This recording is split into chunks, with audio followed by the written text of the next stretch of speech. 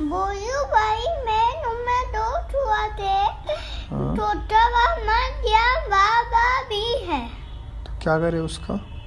वो मैं रूम में है। मारे उसको चल के? हाँ। आपको परेशान कर रहा है वो?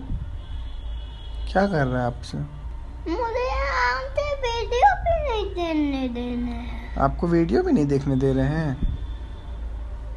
ओ चले फिर हम।